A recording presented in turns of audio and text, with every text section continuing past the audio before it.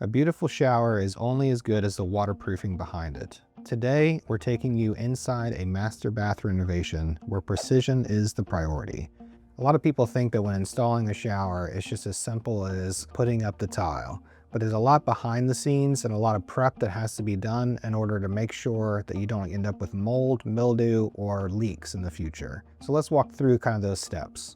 So first, you'll see here that we've put together all the cement board on the back of the wall. We've also put in the mortar to make sure the seams are covered up here. Next part is for us to go through and apply the membrane or the waterproofing material. Once we mix that up, we start applying it to the walls so it has some time to dry. This has to be applied everywhere. Every nook and cranny has to get covered. That way that everything is completely waterproofed. Next, we're gonna lay out the tile design. In this case, we're doing a herringbone. We like to lay this out on the floor first, just so we can make sure we get the center point correct and all the cuts we need. Now we're gonna start making our cuts for the herringbone. See, everything is laid out on the floor here so that it's precise and ready to be applied to the wall. It's very important when you're doing showers or tub surrounds to make sure the prep is done properly. It has to be waterproofed so mold and mildew and leaks do not present themselves in the future. Next, we're going to be looking at a shower floor. When you're doing a shower floor, there's a few different ways to do it.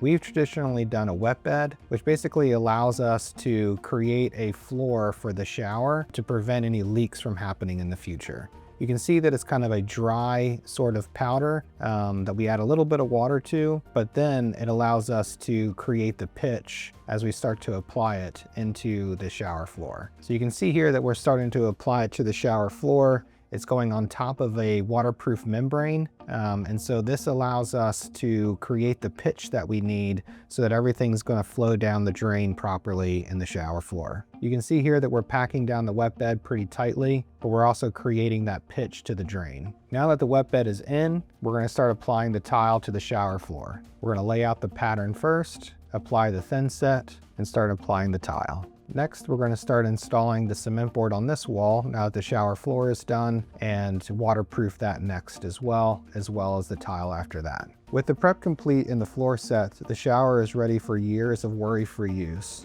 At Floor Concepts, we don't just build floors or build showers, we build them to last. If you're planning a bathroom remodel in the Wilmington area, come visit us here at Floor Concepts on Kirkwood Highway, or go to our website at www.floorconcepts.com. We also have a calculator on there that can help you figure out what this project would cost in your home. Hit subscribe for more honest floor tips, and I'll see you guys in the next video.